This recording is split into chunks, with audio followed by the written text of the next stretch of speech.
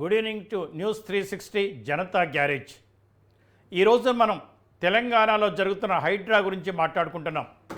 Hydraa full form ఎవరికి తెలియదు, కానీ ప్రతి ఒక్కరూ చదువుకున్నవారు, చదువు లేనివారు, పామరులు, డబ్బున్నవాళ్ళు, లేనివాళ్ళు, బిల్డింగ్లు ఉన్నవాళ్ళు, అసలేమీ లేని వాళ్ళు కూడా ఇవాళ భారతదేశం మొత్తం కూడా హైదరాబాదులో జరుగుతున్న హైడ్రా అంటే ఏమిటి, అసలు హైడ్రా ఎందుకు పెట్టాల్సి వచ్చింది, ఏం చేస్తోంది, ఎవరెవరి ఇల్లు కూలగొడుతున్నారు, ఎందుకు కూలగొడుతున్నారు, ఇవాళ హైడ్రా అధికారుల చుట్టూ పేదలు ముగుతున్నారు, వాళ్ళ కాళ్ళు ముక్కుతున్నారు, నోటీసులు ఇమ్మని అడుగుతున్నారు, ఎందుకు కూలగొడుతున్నారని అడుగుతున్నారు.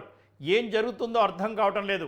ఉదయం 6 గంటల నుంచి 7 గంటల వరకు వర్షం వస్తుందో లేదో తెలియదు, సూర్యుడు వస్తాడో లేదో తెలియదు, కానీ హైడ్రా మాత్రం జేసీబీలతో దిగిపోతోంది. మొన్న ఈ మధ్య ఒక వ్యక్తి చెప్తుంటే ఆశ్చర్యం వేసింది. నా ఛాయ్ దుకాణంలోనే ఛాయ్ తాగారు సార్, వీళ్ళంతా ఎందుకు ఛాయ్ తాగుతున్నారో నాకు అర్థం కాలేదు సార్, కాసేపటికి ఛాయ్ దుకాణాన్ని కూల్చేశారని చెప్తా ఉన్నారు. ఓకే, ఇది ఒక అంశం. కానీ ఎవరైతే చెరువులు ఆక్రమించారో, కుంటలు ఆక్రమించారో, ప్రభుత్వ స్థలాలు ఆక్రమించారో, నాలాలు ఆక్రమించారో, వర్షపు నీరు పోకుండా అడ్డుపడుతున్నారో, నగరం మునగడానికి ఎవరైతే కారణమయ్యారో బడాబాబులు బిల్డింగులు కానీ స్థలాలు కానీ తప్పకుండా హ్యాండ్ ఓవర్ చేసుకోవాల్సిందే. అయితే అదే జరుగుతోందా? అసలు చెరువు పరిధిలో, ఎఫ్టీఎల్ పరిధిలో కట్టడాలు ఎందుకు వస్తున్నాయి, బఫర్ జోన్లో కట్టడాలు ఎందుకు వస్తున్నాయి, అనుమతిస్తుంది ఎవరు, కడుతున్నప్పుడు చూస్తుంది ఎవరు, నిద్రపోయింది ఎవరు? ఇన్నాళ్ళకి వాళ్ళంతా కూడా చాలామంది రియల్ ఎస్టేట్ వ్యాపారులు, బిల్డర్లు అమ్మేసుకొని కంప్లీట్గా అక్కడి నుంచి వెళ్ళిపోయిన తర్వాత చాలా కష్టపడి సంపాదించుకున్న డబ్బుతో ఏదో చిన్నదో పెద్దదో ఒక ఇల్లు 1 బెడ్రూమ్ ఇల్లో 2 బెడ్రూమ్ ఇల్లో కొనుక్కున్న వాళ్ళ పరిస్థితి ఏంటి? అసలు ఏం జరుగుతోంది? నేను ఒకటే అడుగుతున్నాను, హైడ్రా ఉండాల్సిందే, కూల్చివేతలు జరగాల్సిందే. ప్రభుత్వ భూములు ఎవరు ఆక్రమించుకున్నా ఊరుకునే ప్రసక్తే లేదు. అందున చెరువుల్ని పరిరక్షించుకోవాలి, ఎఫ్టీఎల్ని పరిరక్షించుకోవాలి, బఫర్ జోన్ అంతకన్నా పరిరక్షించుకోవాలి. ఎవరు కూడా మున్సిపల్ యాక్ట్ 1955కి దాటి వెళ్ళకూడదు, అక్రమాలు అసలే ఉండకూడదు, డీవియేషన్స్ ఉండకూడదు, అక్రమ పద్ధతుల్లో కట్టడాలు ఉండకూడదు. ఒక మంచి భారతదేశాన్ని హైదరాబాద్ నుంచే ప్రారంభిద్దాం. ఎవరైనా సరే జాగాలో కట్టుకోవాలంటే మున్సిపల్ పర్మిషన్ తప్పకుండా ఉండాలి. ఆ మున్సిపల్ పర్మిషన్ ప్రకారమే కట్టుకోవాలి. ఎటువంటి డీవియేషన్స్ కూడా ఉండకూడదు. సాధ్యమవుతుందా? సాధ్యం అవ్వాల్సిందే. అయితే ఇక్కడ ఒక్క ప్రశ్న ప్రభుత్వానికి ప్రజల నుంచి వస్తోంది. ఒక లేమ్యాన్, చదువుకోని వ్యక్తి, ఏమీ తెలియని వ్యక్తి హైదరాబాద్ వచ్చి నివాసం ఉండాలంటే ఒక స్థలం కొనుక్కున్నారు. ఆ స్థలం కొనుక్కుంటున్నప్పుడు అడ్వకేట్ని కన్సల్ట్ చేశారు, సబ్ రిజిస్ట్రార్ ఆఫీస్ని కన్సల్ట్ చేశారు, అందరినీ కనుక్కున్నారు. ఎక్కడ ఎటువంటి ఎన్కంబరెన్స్ సర్టిఫికేట్ లేదు, అలాగే ఎక్కడ ఆక్రమణ లేవు, ఆ భూమి కొనుగోలు చేయొచ్చు అని సర్టిఫికేట్ ఇచ్చిన తర్వాత సబ్ రిజిస్ట్రార్ ఆఫీస్కి వెళ్ళి కొనుగోలు చేశారు. ఆ డాక్యుమెంట్ తీసుకెళ్ళి హెచ్ఎండిఏలో సబ్మిట్ చేశారు. హెచ్ఎండిఏ వాళ్ళు కూడా ఇది రెసిడెన్షియల్ జోన్లో వస్తుంది అని సర్టిఫికేట్ ఇచ్చారు. ఈ 2 సర్టిఫికేట్లు తీసుకెళ్ళి జిహెచ్ఎంసీ అధికారుల దగ్గరికి వెళ్ళి పర్మిషన్ అడిగారు. జిహెచ్ఎంసీ అధికారులు అనేక మార్లు ఇన్స్పెక్షన్ చేసి పకడ్బందీగా ఉన్న తర్వాత ఈ సర్టిఫికేట్స్ అని చూసి బిల్డింగ్ పర్మిషన్ ఇచ్చారు. బిల్డింగ్ కట్టేశారు కూడా. మరి బిల్డింగ్ కట్టిన తర్వాత హెచ్ఎండిఏ అధికారులు ఇచ్చిన సర్టిఫికేట్ తప్పైతే వాళ్ళని డిస్మిస్ చేయండి, జిహెచ్ఎంసీ అధికారులు తప్పైతే వాళ్ళని సస్పెండ్ చేయండి, సబ్ రిజిస్ట్రార్ని సస్పెండ్ చేయండి. అధికారుల మీద చర్య తీసుకోకుండా ఎందుకు వీళ్ళ మీద తీసుకుంటున్నారన్నది ప్రధానమైన ప్రశ్న. ఒక లేమ్యాన్, ఒక చదువుకోని వ్యక్తి ఇంతకన్నా ఏం తీసుకుంటాడు? సబ్ రిజిస్ట్రార్ ఆఫీస్లో రిజిస్ట్రేషన్ అయింది, హెచ్ఎండిఏ పర్మిషన్స్ ఉంది, జిహెచ్ఎంసీ పర్మిషన్ ఇచ్చింది, కట్టుకున్న తర్వాత ఇది ఎఫ్టీఎల్లో ఉందా అని వాళ్ళకి ఎలా తెలుస్తుంది? ఏదైనా ప్రభుత్వ అధికారి ఇచ్చిన సర్టిఫికేట్ ఏదో ఫైనల్గా అమలు పరచాల్సింది. ఇది చాలా ముఖ్యమైన ప్రశ్న. ఇదే కనుక ఏ అధికారులైతే తప్పుడు పద్ధతుల్లో డబ్బులు తీసుకొనో పరపతి ఉపయోగించుకొని పర్మిషన్ ఇచ్చారో వాళ్ళ ఇల్లు కూలగొట్టండి, లేదా వాళ్ళ ఇల్లు జప్తు చేసి వీళ్ళకివ్వండి. మరి అధికారుల మీద చర్యలు ఉండవా? ప్రభుత్వ అధికారుల మీద చర్యలు ఉండవా? కార్పొరేటర్ల మీద చర్యలు ఉండవా? ఎవరైతే రికమెండ్ చేశారో, ఎవరైతే సిఫార్సు లేఖలు ఇచ్చారో వాళ్ళని వదులుకుంటారా? అలాగే ఇప్పటికి కూడా ప్రభుత్వ భూముల్లో రాయదుర్గంలో చాలా బిల్డింగ్స్ ఉన్నాయి. ఓసీ వచ్చిన తర్వాత డీవియేషన్ చేసిన వాళ్ళు ఉన్నారు, స్థలాన్ని అమ్ముకున్న వాళ్ళు ఉన్నారు. మరి వాళ్ళని ఏం చేద్దాం? అసలు ఫ్లోర్లు అమ్ముకున్న వాళ్ళు ఉన్నారు. అవన్నీ కూడా మా టీం బయటకు తీస్తుంది. డెఫినెట్గా రేపటి నుంచి కూడా పేదల పక్షాన ఉండండి, బాధితుల పక్షాన ఉండండి, పెద్దల పక్షాన ఎట్టి పరిస్థితిలో ఉండకూడదు. ఎవరైతే తప్పు పద్ధతుల్లో ఆక్రమించారో, బిల్డింగ్స్ కట్టారో వాళ్ళని డెఫినెట్గా ఎండగడతాం, వాళ్ళ చరిత్ర బయటకు తీస్తాం, ప్రభుత్వం దృష్టికి తీసుకెళ్తాం, డెఫినెట్గా చర్యలు తీసుకునేదాకా ఊరుకోం. అలాగే బాధితులు మాత్రం దయచేసి 2 బెడ్రూమ్లు ఇస్తారా, 3 బెడ్రూమ్లు ఇస్తారా, వాళ్ళ పిల్లలేంటి, వాళ్ళు భయపడిపోతూ ఉన్నారండి. 5 సంవత్సరాల నుంచి 10 సంవత్సరాల వరకు ఉన్న పిల్లలు తల్లిదండ్రులను వాటేసుకుంటున్నారు. ఏం జరుగుతుందో అర్థం కావట్లేదు. స్కూల్ ఎక్కడికి వెళ్ళాలి, రేపొద్దున ఎక్కడ వండుకోవాలి, ఎక్కడ పడుకోవాలి, అసలు ఇది మన దేశమేనా, ఇది మన ఇల్లేనా, ఎందుకు పోలీసులు మన ఇంటికి వస్తున్నారు, ఎందుకు మాది కూలగొడుతున్నారని ఆ ప్రశ్నలకి సమాధానం ఎవరో ఒకరు చెప్పాల్సిన రోజు వచ్చింది. పిల్లలకి సమాధానం చెప్పండి, ఎవరు అక్రమ పద్ధతుల్లో ఉన్నారో చెప్పండి, అవన్నీ సమాధానం చెప్పండి. రంగనాథ్ గారు, మీరు చేస్తున్న పనికి మేము సమర్థిస్తున్నాం, కానీ please answer all these questions also. మనకు దాసోజు శ్రవణ్ గారు ప్రముఖ బీఆర్ఎస్ నాయకులు, మిత్రులు, మరి వారు ఉన్నారు. అలాగే అద్దంకి దయాకర్ గారు కాంగ్రెస్ పార్టీ ప్రముఖ నాయకులు, నివేదితా రెడ్డి గారు భారతీయ జనతా పార్టీ నాగార్జున సాగర్ నుంచి పోటీ చేశారు, వారు కూడా ప్రముఖ నాయకురాలు మనకున్నారు. దయాకర్ గారు నమస్కారం సార్. నమస్కారం సాంబన్న, వెల్కమ్. నమస్తే sir, we are proud of you. మీరు దాసో శ్రావణ్ గారు తెలంగాణ కోసం కష్టపడ్డారు, బడుగు బలహీన వర్గాల కోసం కష్టపడ్డారు, రాజ్యాధికారం రావాలనుకున్నారు. వాళ్ళకి వాళ్ళ తరఫున మాట్లాడిన మీ ఇద్దరు ఉన్నందుకు ఇవాళ నిజంగా కూడా జన్మ ధన్యమైనట్టుగా నేను భావిస్తున్నాను సార్. లెటస్ వర్క్ టుగెదర్ డెఫినెట్గా రాబోయే రోజులన్నీ మంచి రోజులే ఉంటాయి సార్. ఒకటి అది. ఇవాళ సబ్జెక్ట్ విషయానికి వచ్చినట్టయితే ఏమిటి, హైడ్రా చేస్తుంది అందరం సమర్థిస్తున్నాం సార్, కానీ నోటీసులు లేకుండా పేద ప్రజలు మార్నింగ్ 6 గంటలకు వెళ్ళటం, అవన్నీ చేయటం ఎంతవరకు కరెక్ట్? Good evening Sambanna. ఏ వేదిక మీద ఉన్నా నీదైన ప్రత్యేకతతో ముందుకు ప్రజల కోసం పోరాడే ఒక వ్యక్తిత్వం నీది. ఈరోజు మీరు వేదిక మారినా కూడా ఆత్మీయులుగా ఉన్నారు. మరొక నా ప్రత్యర్థిగా ఉన్న నా ఆత్మీయుడు శ్రవణన్నకు సోదరికి కూడా గుడ్ ఈవినింగ్. అయితే ఒకటి, మీరు మొదటి నుంచి కూడా సామాన్యుని పక్షాన ఉంటున్నారు. మీరు ఏది ఈ హైడ్రా విషయంలో కావచ్చు, మరే ఇతర అంశాలు వచ్చినప్పుడు కూడా సామాన్యుని లక్ష్యంగా చేసుకొని మీ చర్చ, మీ యొక్క ఆవేదన ఉంటుంది. సో ఈ పరిస్థితుల్లో నేను గతంలో మనం వేరే టీవీలో ఉన్నప్పుడు చేసిన చర్చల్లో మీకు ఒక హామీ ఇచ్చినాం. ఏమని?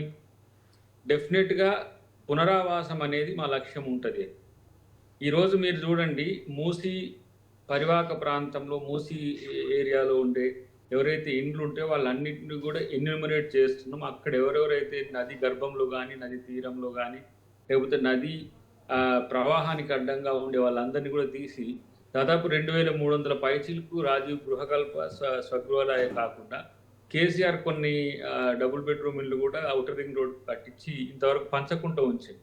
తర్వాత జేఎన్ఎన్యూఆర్ఎం కింద కూడా దాదాపు నేను అనుకుంటా అవే ఒక 25-30 వేల పైచీలకు ఇండ్లు ఉన్నాయి. సో వాటిలన్నిటికి కూడా మనం అకామిడేట్ చేసుకోవడానికి అవకాశం ఉంటుంది. డెఫినెట్గా మీరు అన్నట్టుగా నిల్వ నీడ లేకుండా అయిపోయిన వాళ్ళ విషయంలో ఏ జాగ్రత్తలు తీసుకోవాలనేది అధికారికంగా ఇప్పుడు ఆ పనిలో ఉన్నది. కలెక్టరేట్ కానీ, ఎంఆర్ఓస్ కానీ, ఎక్కడెక్కడ వాళ్ళు కూల్చుతున్న దగ్గర ప్రత్యామ్నాయాలు నిజాయితీగా వాళ్ళు మీరు అన్నట్టుగా తెలియక నష్టపోయిన ఎవరైతే వాళ్ళు ఉంటారో వాళ్ళకు సంబంధించిన వివరాలు తీసుకోవడం, వాళ్ళకి ప్రత్యామ్నాయ మార్గాన్ని ఇమ్మీడియట్గా చూపించడానికే ప్రభుత్వం ఈరోజు ప్రయత్నం చేస్తుంది. రెండవది, హైడ్రాని కొన్ని పరిమితమైన ప్రాంతాల్లో జరిగే కూల్చివేతలకు పరిమితం చేసి చూస్తున్న తీరు కొంచెం గర్హనీయమైనప్పుడు కూడా భవిష్యత్తులో తెలుస్తుంది. ఇప్పుడు మీరు కొన్ని ఏమిటి మన చెరువులకు సంబంధించినవి కొన్ని శ్రవణ్ గారు కూడా ఓపెన్గా ప్రెస్ రిలీజ్ చేసిండ్రు. కేటీఆర్ గారు కొన్ని, తర్వాత ఎవరు మన హరీష్ రావు గారు కొన్ని, తర్వాత ఆ మధ్యన సుమన్ కొన్ని, ఇవన్నీ చూసినాం మేము. వాటి అన్నిటి విషయాల్లో కూడా అక్కడి వరకు వచ్చేదాకా ఆగండి. ఇప్పుడు తిరుపతి రెడ్డి గారి విషయంలో కూడా నిన్న కేటీఆర్ గారు ఒక కామెంట్ చేసిండ్రు, పెద్దోళ్ళకు ఒక నీతి, పేదోళ్ళకు ఒక నీతి అని. పెద్దోళ్ళదైనా పేదోళ్ళదైనా ఎవరికైనా సరే అదే రీతి ఉంటుంది, అదే నీతి కూడా ఉండే అవకాశం భవిష్యత్తులో ఉంటుంది. మీరు చూస్తారు. సరే, ఇప్పుడు ఈ ఏరియాలో జరిగిన వాటికి ఎందుకు మీరు ముందుకు తీసుకోలేదు, ఆ ఏరియాలో జరిగిన వాటికి ఎందుకు మీరు ముందుకు తీసుకోలేదు అనేది అది ప్రిరాగేటివ్ కానీ, లేకపోతే క్రైటీరియా అనేది రంగనాథ్ గారు కానీ వారి టీం, లేదంటే ఎంఆర్ఓలకు దొరికిన సమాచారమో లేకపోతే కలెక్టర్కి దొరికిన సమాచారాన్ని బేస్ చేసుకొని ఉంటుంది. కానీ గుండు గుత్తగా అసలు ఇండ్లు కూల్చడానికి హైడ్రా వచ్చిందనే అంశం మాత్రం ప్రచారం జరుగుతుంది. అది తప్పు. కొన్ని ప్రాంతాల్లో నిండా చెరువులో రేపు నిజంగా నీళ్ళు వచ్చినా కూడా అవి మునిగిపోయే ఇండ్లకు సంబంధించిన వాటి విషయాల్లోనే ఆ జాగ్రత్తలు తీసుకుంటున్న పరిస్థితి ఉన్నది. కాబట్టి దాన్ని గమనించాలనేది నా విజ్ఞప్తి. నిజంగా నష్టం జరిగింది అనుకోండి, డెఫినెట్గా దృష్టికి తీసుకొస్తే ప్రత్యామ్నాయ ఏర్పాట్లకు కూడా పేదలకు సంబంధించిన అంశంలో వెనుకడిగేది చేసేది లేదు. అట్లని చెప్పి వేల కోట్ల రూపాయలు మరి చెరువుల్ని కబ్జా చేసుకుంటాం, మేము కూడా ఏడుస్తాము, మాకు కూడా పిల్లలు ఉన్నారు అని చెప్పి అనంటే అది నడిచే పద్ధతిగా. లేకపోతే పలాని వ్యక్తి, పలాని ఎక్స్, పలాని సెలబ్రిటీ, లేకపోతే పలాని ఎల్లయ్య మల్లయ్య ఆయన మాత్రమే చేయగలడు, ఆయనకు ఎట్లా కూలగొడతామని చెప్పడానికి అవకాశమే లేదు. మీకు తెలుసు గౌరవ పల్లంరాజు గారు ఎంత క్రెడిబుల్ ఉన్న నాయకుడో మీకు తెలుసు. వారి తండ్రి గారు ఉమ్మడి ఆంధ్రప్రదేశ్లో పిసిసి ప్రెసిడెంట్గా వారు ఉన్నారు. పిసిసి ప్రెసిడెంట్ కాదు, వారు ఇక్కడ డిఫెన్స్ మినిస్టర్గా ఉన్నారు కేంద్రంలో. తర్వాత మంచి నాయకుడు అయినప్పుడు కూడా వారికి సంబంధించిన అంశంలో కూడా మేము ఎన్నో విమర్శలకు ఎదుర్కొన్నాం. రేపు కాంగ్రెస్ పార్టీ నాయకుల నుంచి కూడా కొన్ని ఏమైనా అక్రమణలు ఉంటే వాటిని కూడా కూల్చివేసే సమయంలో ప్రభుత్వానికి వాళ్ళు కొంత ఇబ్బందికరమైన పరిస్థితులు తెచ్చినప్పుడు కూడా తప్పదు. ఇది ఒక యజ్ఞంలో చేయాల్సిన అవసరం ఉంది. రేపటి హైదరాబాద్ ఒక నెంబర్ 1 సిటీ ఇన్ ఇండియాగా ఉండాలంటే, లేదు ఆర్టిఫిషియల్ ఇంటెలిజెన్స్ లాంటి సిటీలు, లేకపోతే 4th సిటీ కూడా ఇప్పుడు ఎంటర్ అవుతున్నది. దీన్ని మనం ట్రాఫిక్ ఫ్రీ, లేదంటే పొల్యూషన్ ఫ్రీ, లేదంటే వరదలు లేని నగరంగా, ఒక మోడల్ నగరంగా చేసుకోవడానికి ఇదే మొదలు. ఎందుకంటే చివరి దశలో కొట్టాలంటే ఎలక్షన్స్ ఉంటాయి. అప్పుడు మళ్ళీ ఎలక్షన్లు ఎట్లా కొడతారు అని చెప్పి పార్టీలు అంటే అవంటే అదో పెద్ద రాద్ధాంతం చేసి ఎన్నికలు ఏముంటాయి, జిహెచ్ఎంసీ ఎన్నికలు ఉన్నా వచ్చినా అధికారంలోకి జిహెచ్ఎంసీ వచ్చినా రాకపోయినా నష్టం లేదు. స్థానిక సంస్థల ఎన్నికలు ఉన్నాయి. చాలా మంది శ్రావణ్ కుమార్ గారితో మాట్లాడిన తర్వాత మీతో మాట్లాడతాను. శ్రావణ్ కుమార్ గారు మాట్లాడే ముందు గౌరవనీయ మాజీ ముఖ్యమంత్రి ఒకసారి కేసీఆర్ గారు ఏం మాట్లాడారు చూద్దాం. స్పష్టంగా కరెక్ట్గానే మాట్లాడారు వారు. ఒకసారి ప్లీజ్ పీసీఆర్. 28,000 అక్రమ కట్టడాలున్నాయండి హైదరాబాదులో. వర్షం నీళ్ళని తీసుకుపోయేటువంటి నాలాల మీద, స్టామ్ వాటర్ డ్రైన్స్ మీద 28,000 అక్రమ కట్టడాలని మెర్సీలెస్గా ఒకటి మాత్రం చేస్తున్నాం. ప్రతి సర్కిల్కు ఒక ఫ్లయింగ్ స్క్వాడ్ పెట్టమని ఇప్పుడు చాలా సీరియస్ ఆదేశాలు ఇవ్వడం జరిగింది. హైదరాబాదులో అక్రమ కట్టడం కడితే నిర్దాక్షిణ్యంగా కూల్చివేస్తాం. ఇక నుంచి అక్రమ కట్టడాలు ఎట్టి పరిస్థితుల్లో హైదరాబాద్లో అనుమతించబడే. నంబర్ 1. కట్టదలుచుకున్న కూడా నేను హెచ్చరిక చెప్తా ఉన్నా, కట్టి మీ ఆస్తి చెడగొట్టుకోకండి, డబ్బులు పాడు చేసుకోకండి. దయచేసి నిర్దాక్షిణ్యంగా ప్రభుత్వం కూల్చివేస్తుంది ఒకటి, లేకపోతే ఇటువంటి సిచ్యువేషన్ వస్తుంది. తర్వాత ఈ 28,000 నాలాల మీద కట్టిన అబ్స్ట్రక్షన్స్ కూడా తొలగించాల్సిన అక్కర ఉంటుంది. మీడియాతో నా ప్రార్థన, దయచేసి మీరు ఇప్పుడు ఎట్లయితే రిపోర్ట్ చేసినారో సమస్యను, ఇవి కూల్చేటప్పుడు కూడా మీరు పాజిటివ్ ధోరణితో కరెక్ట్గా కూలుస్తున్న ప్రభుత్వం మీద సపోర్ట్ చేయాలి. ఎస్, ఇది తెలంగాణ సాధనకర్త, బీఆర్ఎస్ పార్టీ అధ్యక్షులు, మాజీ ముఖ్యమంత్రి కేసీఆర్ గారు స్పష్టంగా ప్రకటించారు. ఎవరైతే నాలాలు ఆక్రమించారో, ఎవరైతే ప్రభుత్వ భూములు ఆక్రమించారో, వరద నీటికి అడ్డంగా కట్టబడ్డారో ఇవన్నీ కూడా తీసేయాల్సిందే. ఎట్టి పరిస్థితుల్లో కూడా అక్రమ కట్టడాలను అనుమతించేది లేదని స్పష్టంగా చెప్పారు. ఒక గవర్నమెంట్ అధినేత చెప్పాల్సింది కూడా ఇదే. ఎస్, మా బ్యూరో చీఫ్ శ్రీనివాస్ ఉన్నారు. శ్రీనివాస్ గారు, ఏమిటి పరిస్థితి? ఇప్పుడు హైదరాబాద్లో హైడ్రా అంటే బెంబేరెత్తుతున్నారు, కానీ అందరి మీదకి రావట్లేదు కదా. అద్దంకి దయాకర్ గారు చెప్పినట్టుగా ఎఫ్టీఎల్లో కట్టిన కట్టడాలు కానీ, లేదా బఫర్ జోన్లో ఉన్నా కానీ, గవర్నమెంట్ స్థలంలో ఉన్నా కానీ కూలగొట్టేయాల్సిందే కదా. వాటిని మనం క్షమించుకుంటూ పోతుంటే ఇక హైదరాబాదే మిగలదు. సార్, మీరు చెప్పింది 100% కరెక్ట్. ఎందుకంటే హైదరాబాదులో మరి దశాబ్దాలుగా కొన్ని అంటే రాజకీయ పార్టీల నేతలు కావచ్చు, తర్వాత కొంతమంది రియల్ ఎస్టేట్కు సంబంధించిన వ్యాపారులు కావచ్చు, మొత్తానికి హైదరాబాద్లో రోజు రోజుకు మరి స్థలాలు ఖరీదుగా మారుతున్న నేపథ్యంలో కొంత ఆక్రమణలకు పాల్పడ్డారు. ఈ నేపథ్యంలోనే నాలాలను కబ్జా చేశారు. ఎట్ ద సేమ్ టైం చెరువులను కూడా కబ్జా చేయడం, ప్రభుత్వ స్థలాలు కబ్జా చేయడం, ఇట్లాంటి కార్యక్రమాలన్నీ చేసిన తర్వాత మరి హైదరాబాద్లో మరి వర్షం పడితే రోడ్ల ఆ నాలాల ద్వారా, కాలువల ద్వారా చెర్లకు పోవాల్సిన నీళ్ళు ఏవైతే ఉన్నాయో అవన్నీ రోడ్లపైకి ప్రవహించడము, ట్రాఫిక్ సమస్యలు తలెత్తడము. సో ఒక్కో చోట ఆ వరదలు చాలామంది కొట్టుకుపోయి చనిపోతున్నారు. వర్షాకాలంలో ఇది చాలా సాధారణంగా మనం గమనిస్తున్నాం. ఈ నేపథ్యంలో మరి గత 10 ఏళ్లలో ప్రభుత్వం వాస్తవానికి మరి ఈ యొక్క నాలాల ఆక్రమణ తొలగిస్తామని చెప్పినప్పటికీ కూడా మరి పూర్తి స్థాయిలో ఆచరణ సాధ్యం కాలేదు. సో ఎందుకనో మరి జిహెచ్ఎంసీ ఎన్నికల లేకుంటే ఓటు బ్యాంకు కోసమా మరి కొంత బీఆర్ఎస్ పార్టీ ప్రభుత్వంలో ఉన్నప్పటికీ కూడా మరి ఒక ఆచరణ చేద్దాం అనుకుంది కానీ అది సాధ్యం కాలేదు. సో గతంలో ఉద్యమం సమయంలో ఏవైతే మరి ఆ ఆక్రమణలు చేశారో వారందరి దగ్గర కూడా నిరసనలు ధర్నాలు చేసిన బీఆర్ఎస్ పార్టీ నేతలు కీలక నేతలంతా కూడా మరి ప్రభుత్వం ఏర్పడిన తర్వాత 10 ఏళ్లలో వాస్తవానికి ఈ కార్యక్రమానికి శ్రీకారం చుట్టాల్సి ఉండే. ఎందుకంటే మరి ఈ 10 ఏళ్లలోనే హైదరాబాద్ మరింతగా అభివృద్ధి చెందింది, రోజు రోజుకు విస్తరిస్తోంది. సో ఓవరాల్గా 4 కోట్ల జనాభాలో సుమారు 1.5 కోటికి పైగా హైదరాబాదు నగరంలో జీవించడం కావచ్చు, మరి ఆల్ ఓవర్ ఇండియా నుంచే కాకుండా ప్రపంచవ్యాప్తంగా కూడా ఇక్కడికి చాలామంది ఉపాధి అవకాశాల కోసం కావచ్చు, ఉద్యోగాల కోసం మరి ప్రతిరోజు మరి వలస వస్తున్నారు. సో హైదరాబాద్ అంటే మరి heart of city, all over ఇండియాకు కూడా మరి గేరప్గా ఉన్న నేపథ్యం మనం కూడా ప్రజల స్పందన ఎలా ఉంది అంటే అక్రమ కట్టడాలపై హైడ్రా మరి జేసీబీలు పెడుతున్నప్పుడు కానివ్వండి, కూలగొడుతున్నప్పుడు కానివ్వండి, ప్రజలేమనుకుంటున్నారు? ఖచ్చితంగా సార్, మరి రేవంత్ సర్కార్ ఒక సాహసోపేతమైన నిర్ణయం తీసుకొని హైడ్రాను ఏర్పాటు చేశారు. సో ఎక్కడో ఒక చోట మరి ఇది ఆరంభం కావాలని తీసుకున్న నిర్ణయం అయితే మరి రాష్ట్ర వ్యాప్తంగా ఇది విస్తరించాలనే ప్రజల నుంచి మంచి స్పందన వస్తుంది. అయితే గ్రేటర్లో అక్కడక్కడ కొన్ని మరి పేదల గుడిసెలు కూలుస్తున్నారంటూ కూడా ప్రతిపక్షాలు చేస్తున్న విమర్శల విషయంలో కొంత ఇది సోషల్ మీడియాలో వైరల్ అవుతుంది.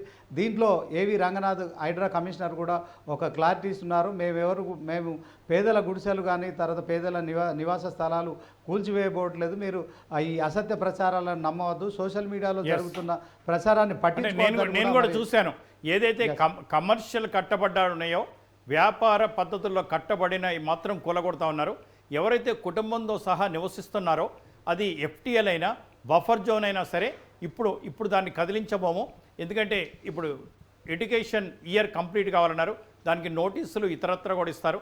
డబల్ బెడ్రూమ్ ఇచ్చిన తర్వాత వారికి నివాసం ఏర్పరిచిన తర్వాత మాత్రమే కూలగొట్టాలని మనం కూడా చెప్తా ఉన్నాం. అయితే మన టీం ఒకటి దయచేసి ఎవరైతే పెద్ద వాళ్ళు కమర్షియల్ కాంప్లెక్స్లు కట్టుకున్నారో, అంటే బహుళంతస్తులు బిల్డింగులు కట్టుకున్నారో, అమ్ముకున్నారో, ఆ మోసగాళ్ళందరి పేర్లు దయచేసి బయటపెట్టండి. పేదల పక్క నిలబడండి, బడుగు బలహీన వర్గాల పక్క నిలబడండి.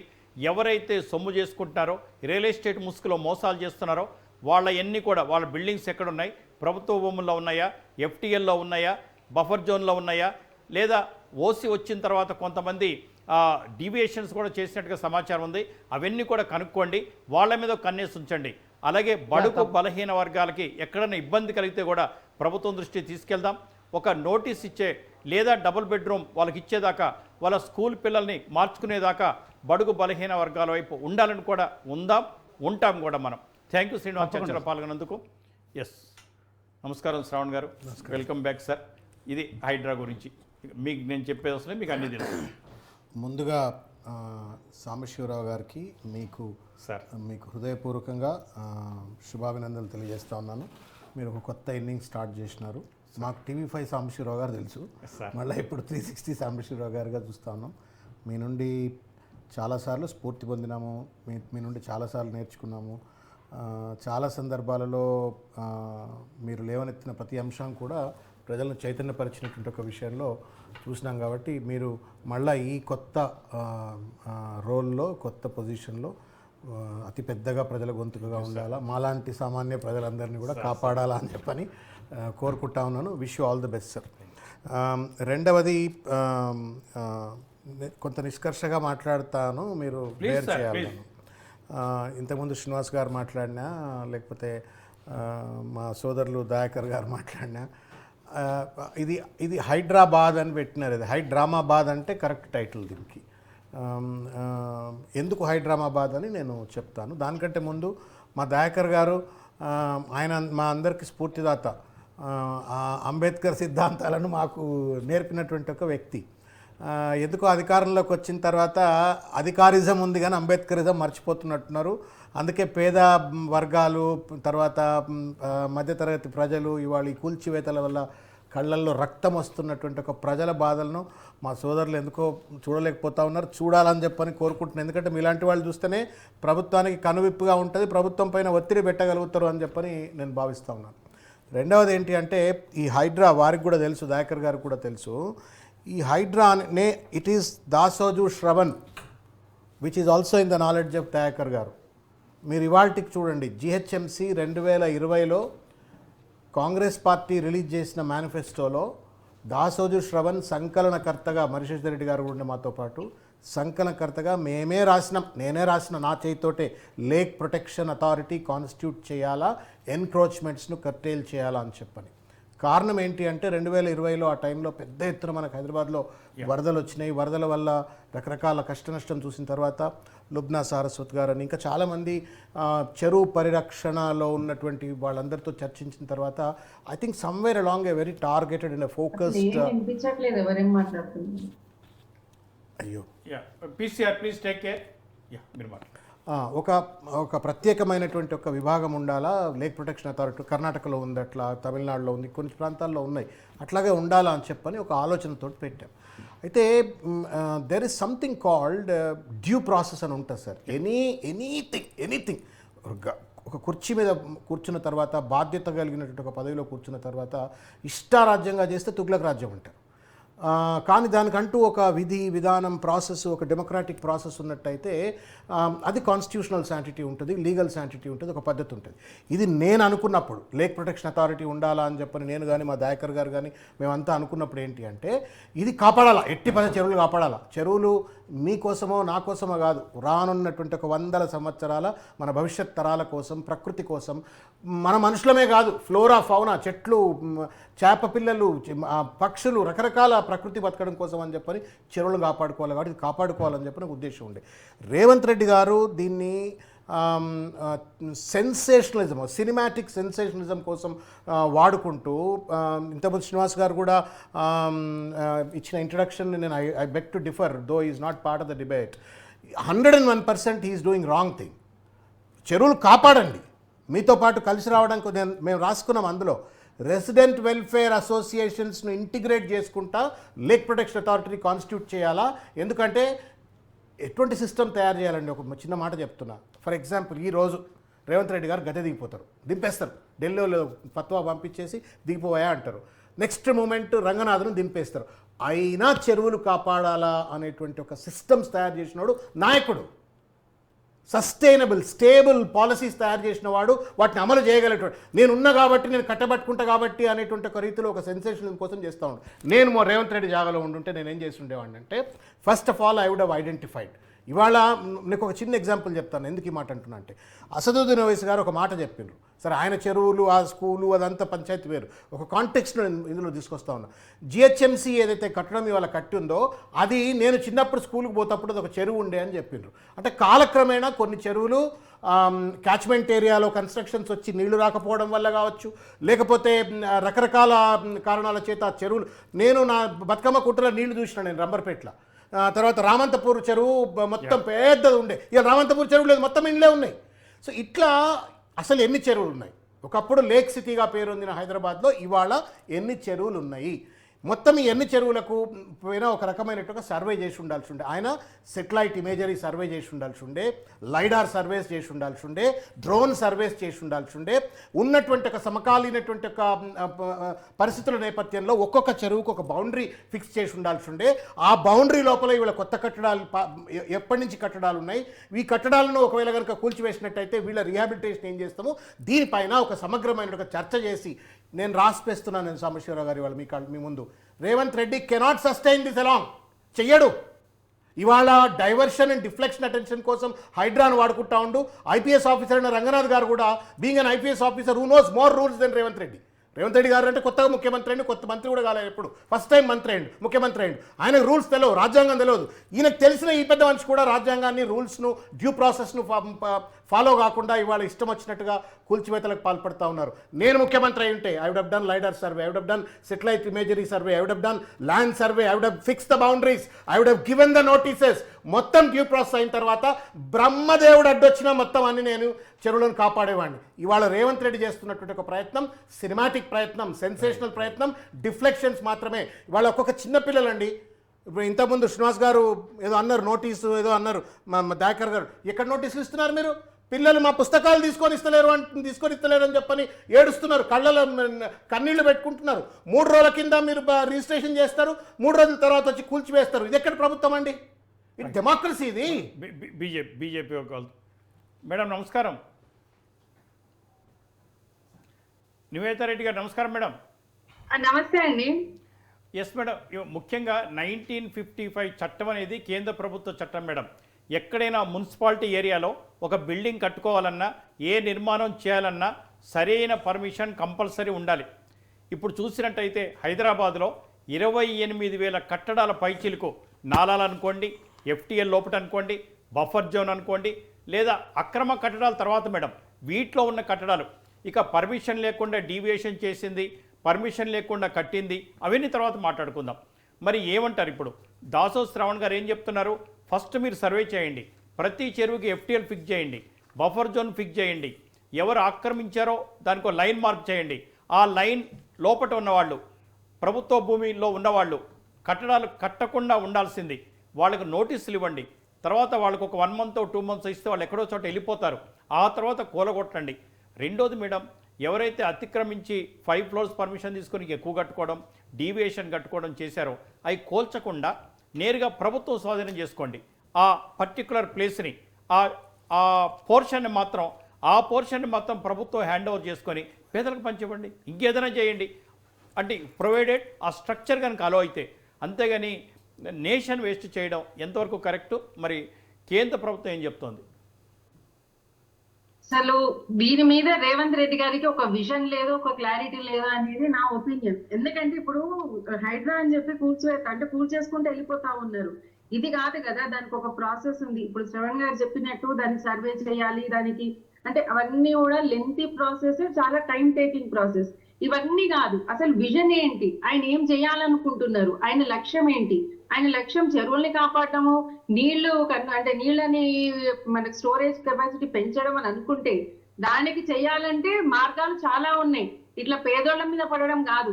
ఇప్పుడు ఆయన నిజంగా ఆయనకు చిత్తశుద్ధి ఉండి దీని మీద చేయాలి అనుకుంటే నన్ను అడిగితే నేనేమంటా అంటే, ఫస్ట్ ఉన్న చెరువులను అన్ని కూడా ఏమంటారు, పూడుకుపోయినాయి, కుచించిపోయినాయి, వాటిని వదిలిపెట్టి కనీసం పూడికలు తీస్తే ఇప్పుడున్న దాంట్లో 5 to 10% మనకి 5 to 10 times స్టోరేజ్ కెపాసిటీ పెరుగుతుంది. నెక్స్ట్ ఏం చేయాలని తర్వాత చూడొచ్చు. ఇదంతా లెంతీ ప్రాసెస్. పేదోళ్ళు అమాయకులను పట్టుకొని వాళ్ళ ఇల్లు కూల్చడం అనేది మటుకు కరెక్ట్ కాదు. అసలు ముందు పర్మిషన్స్ ఇచ్చిన అధికారులు ఎవరు, ఏ ప్రభుత్వంలో వచ్చినాయి? అసలు అవినీతిని ఇంట్రడ్యూస్ చేసిందే కాంగ్రెస్ ప్రభుత్వం చేసిందే ఇదంతా, తర్వాత టిఆర్ఎస్. నేనేమన్నా అంటే లంచాలు తీసుకొని వీళ్ళకి పర్మిషన్స్ ఇచ్చి, అంటే వీళ్ళు పర్మిషన్ తీసుకొని రిజిస్ట్రేషన్ చేసుకొని కట్టుకునే ఇళ్ళవి సరే, వితౌట్ పర్మిషన్ కట్టుకున్న తర్వాత రెగ్యులరైజ్ చేశారు. అప్పుడేమో డబ్బులు తీసుకొని అన్ని చేసి ఇప్పుడు వచ్చేమో ఇవి అక్రమ నిర్మాణాలు అని చెప్పి కూలగొడుతున్నారు. ఇది కరెక్ట్ కాదు. లక్షల ఎకరాలు ఉంది హైదరాబాద్ చుట్టుపక్కల. ముందు వీళ్ళని అక్కడ అకామిడేట్ చేయమనండి, వీళ్ళని కంపెన్సేషన్ ఇమ్మనండి. పేదోళ్ళకి ఇచ్చిన తర్వాత, జెన్యున్ ఉన్న వాళ్ళకి కంపెన్సేషన్ ఇచ్చిన తర్వాత కూర్చివేతలు. కానీ ఏదైనా కానీ ఇదంతా కూడా చాలా లెంతీ ప్రాసెస్ కాబట్టి ముందు నిజంగా ఆయనకు చిత్తశుద్ధి ఉంటే ఫస్ట్ ఈ చెరువులు అనే వాటిని పూడికలు తీసి 5 to 10 times స్టోరేజ్ కెపాసిటీ పెరుగుతుంది. ఇది ఇమీడియట్ గా జరిగే పని. ఇదంతా ఏంటంటే waste of time, waste of resources. ఆయన మొత్తం అడ్మినిస్ట్రేషన్ ని దుర్వినియోగం చేసుకుంటూ పోతున్నారు అధికారాన్ని. ఇప్పుడు ఆయన నిజంగా చేయాలనుకుంటే చాలా ఇష్యూస్ ఉన్నాయి. ఇదంతా ఏమీ లేదు, ఆయన మొత్తం ప్రజల్ని డైవర్ట్ చేస్తున్నారు. ఆయన ఎట్లా 6 గ్యారెంటీలు లేవు, ఏమీ లేవు, ఆయన ఏం చెయ్యలేరు. అవన్నీ వదిలిపెట్టి రైతు రుణమాఫీ అన్నాడు. నివేదిత గారు ఒక్క నిమిషం మేడం, ఆయనకు చిత్తశుద్ధి ఉంటే ఒక్క నిమిషం. ఇప్పుడు డైవర్షన్ పాలిటిక్స్ అనేది పక్కన పెడదాం మేడం, మిగతా విషయాల తర్వాత మాట్లాడుకుందాం. ఎవరో ఒక్కరు రోడ్లు ఆక్రమించుకున్న వాళ్ళు, నాలాలు ఆక్రమించుకున్న వాళ్ళు, ప్రభుత్వ భూమి ఆక్రమించుకున్న వాళ్ళు, అలాగే ఎఫ్టీఎల్లో కట్టుకున్న వాళ్ళు, బఫర్ జోన్లో కట్టిన వాళ్ళు, వీళ్ళ మీద ఏదో ఒక చర్య అయితే తీసుకోవాలి కదా మేడం. ఎవరో ఒకరు స్టార్ట్ చేయాలి కదా, ఒక మంచి పని చేస్తున్నారు కదా. మనం శ్రావణ్ గారు చెప్పింది ఏంటంటే నోటీసులు ఇవ్వండి, ఎఫ్టీఎల్ ఫిక్స్ చేయండి, బఫర్ జోన్ ఫిక్స్ చేయండి, ఎవరెవరు అక్రమంగా ఉంటున్నారో ఫిక్స్ చేయండి, ఎవరైతే లేఅవుట్ చేశారో, ఎవరైతే అక్రమంగా కట్టారో, ఎవరైతే పర్మిషన్స్ ఇచ్చారో ముందు వాళ్ళ ముగ్గురు మీద చర్య తీసుకోండి, రెవెన్యూ చట్టం ప్రయోగించండి. పేద ప్రజలు, అమాయక ప్రజలు ఎవరైతే ఉన్నారో వాళ్లకు డెఫినెట్గా అండగా మనం నిలబడదాం.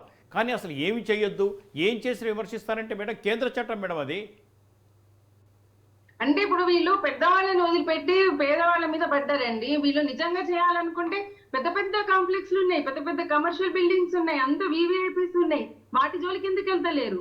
ఎక్కడో చిన్న చిన్న ఇల్లు కట్టుకున్న వాళ్ళ మీదకి ఎందుకు వెళ్తున్నారు? నేనేమంటున్నా, వీళ్ళని చేయాలి అంటే దాంట్లో జెన్యున్ ఉన్న పేదవాళ్ళని ఐడెంటిఫై చేసి వాళ్ళకి ముందు కంపెన్సేషన్ ఇవ్వండి, తర్వాత వాళ్ళు ఇవన్నీ కూర్చివేసుకోమనండి. ఓకే మేడం, యా మళ్ళీ మీ టర్న్కి వస్తాను మేడం. ఒక చిన్న బ్రేక్ తీసుకుందాం.